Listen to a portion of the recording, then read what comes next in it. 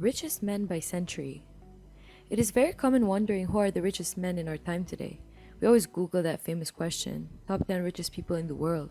Then we start seeing how did they make their fortunes? What kind of work did they do? How much time did they take them to become extra rich?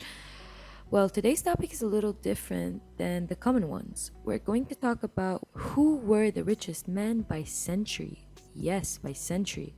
That means we're about to find out who were the richest men from the 11th century until our current 21st century. If you're interested in finding out who those people are, then please keep watching. 11th century, William the Conqueror. William the Conqueror was the King of England who reigned from 1066 until his death in 1087. He is known till this day that he may be the reason England was and still is the most powerful nation in Europe. Even though William the Conqueror didn't know a lot of English, he is said to be the reason Latin and French language were entered to the English language. At the age of 8, his father, who was the Duke of Normandy, died, leaving him the title of Duke at that very young age. He was helped by King Henry I of France to survive his early days, then knighted him when he was still a teen. He took a promise from the childless King of England, Edward, the Confessor, whose mother was the sister of William's grandfather, to be handed the throne of England after his death. However, when he died, his brother-in-law, Lord Harold Godwin, claimed the throne to himself, leaving William angered by betrayal. He decided to invade England and force his claim. That's exactly what happened after killing King Harold and his two brothers. After becoming king, William the Conqueror gained his fortune by pillaging. That, my friends, was pretty much the common way to gain money in the days. His fortune was estimated to be $230,000. That would be $230 billion in our current days. Of course, these are not 100% accurate statements due to the huge time difference from then to now. 12th century, Genghis Khan. Mongol leader Genghis Khan was 12th century warrior who founded the Mongol Empire, one of the largest empires in history. He is considered one of the greatest men in the century. By the time he died, he controlled a vast amount of territory in China and Central Asia. He conquered 12 million square miles of land, more than anyone else in history. The warrior also invaded several areas in millions of square meters. He slaughtered many people during his invasions, but he had respect to all religions that he granted religious freedom to all his subjects. Khan abolished torture and encouraged trading in all ways, as he thought it was the most profitable way in making money, and most probably it was his way of making his fortune. He is also known for creating the first international postal system. However, his specific net worth was never known. 13th century, Filippo di Amedeo de Peruzzi. De Peruzzi was considered the leader of one of the first great Florentine banks. He was from Florencia, Italy. He owned several ships, many hotels, stockpiled gold, spices, and jewelry.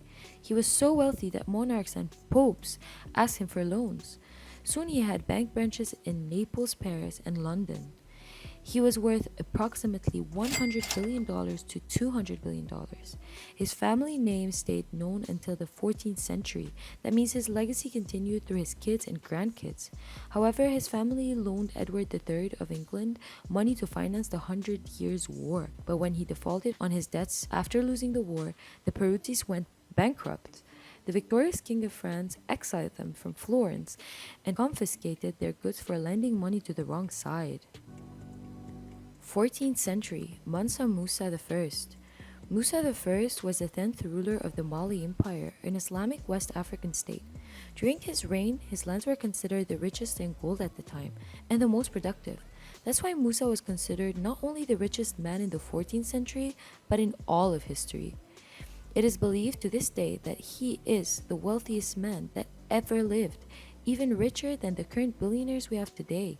And of course, all of his wealth came from the production of gold. Also, he traded in salt. He had half of the world's supply of both at the time, in fact.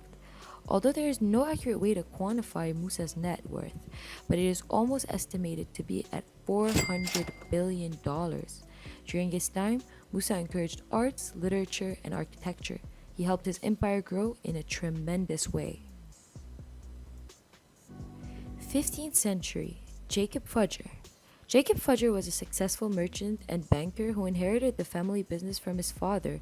He was already representing his family business in Venice at the age of 14. Venice, being one of the most important centers of trade at the time, proved to be an ideal environment for Jacob Fugger's education in banking and the metal trade.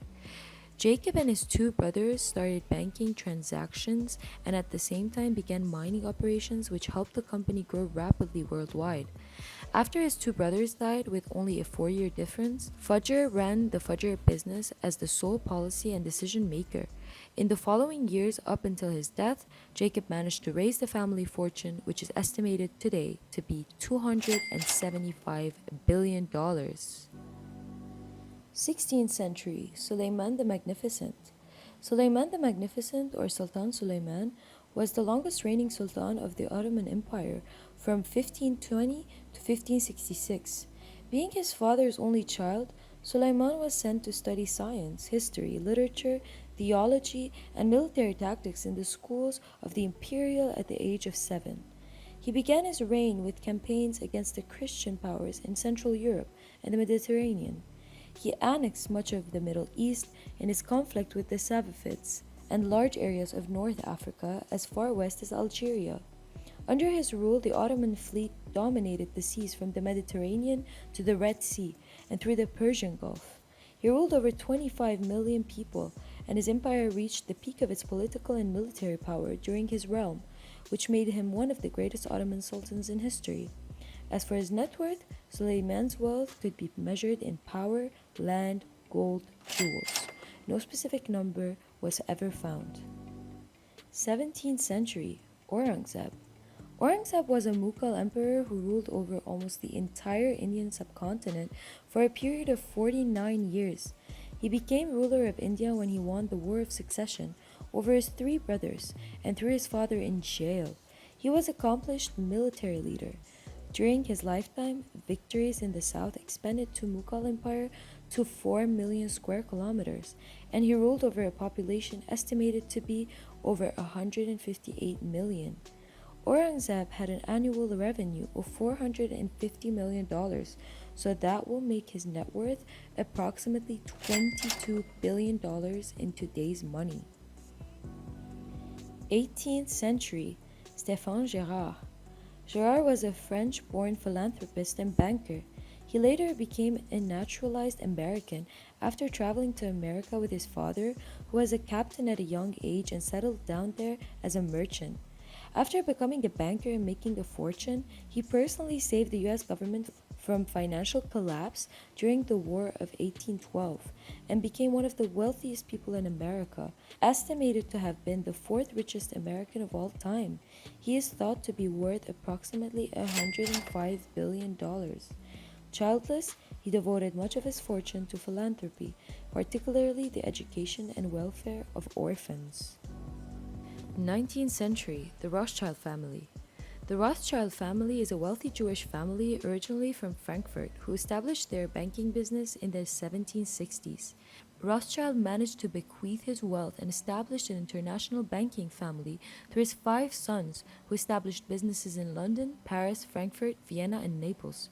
During the 19th century, the Rothschild family possessed the largest private fortune in the world, as well as in modern world history. They were worth approximately $350 billion. Their dynasty continues to this day in Europe with valuable real estate and energy investment, with some economists believing the Rothschild family wealth actually totals $1 trillion combined. 20th century, John D. Rockefeller. John Davidson Rockefeller Jr. was an American financier and philanthropist who was a prominent member of the Rockefeller family. He was the only son among the 5 children. After graduation from Brown, Rockefeller joined his father's business, setting up operations in the newly formed family office, where he became a director of Standard Oil. In 1929, Jr. was elected an honorary member of the Georgia Society of the Cincinnati. In 1935, he received the 100-Year Association of New York's Gold Medal Award in recognition of outstanding contributions to the city of New York. In 1939, he was elected Fellow of the Royal Society under Statute 12. He is generally considered to have been around the third richest man ever, with a net worth of $340 billion. 21st century, Muammar Gaddafi. Muammar Gaddafi, commonly known as Colonel Gaddafi, was a Libyan revolutionary, politician, and political theorist. He governed Libya as revolutionary chairman of the Libyan Arab Republic from 1969 to 1977. He was born to a poor Bedouin family. After finishing school, Gaddafi joined the military. After gaining power, Gaddafi converted Libya into a republic governed by his Revolutionary Command Council. He ruled Libya, which is an oil-rich country, for 34 years before being ousted and then killed. Upon his death, much to the surprise of many, billions upon billions of dollars were found in various accounts of his across the globe. In the few years since his death, so far nearly $200 billion have been found in secret bank accounts, real estate holdings, and other investments.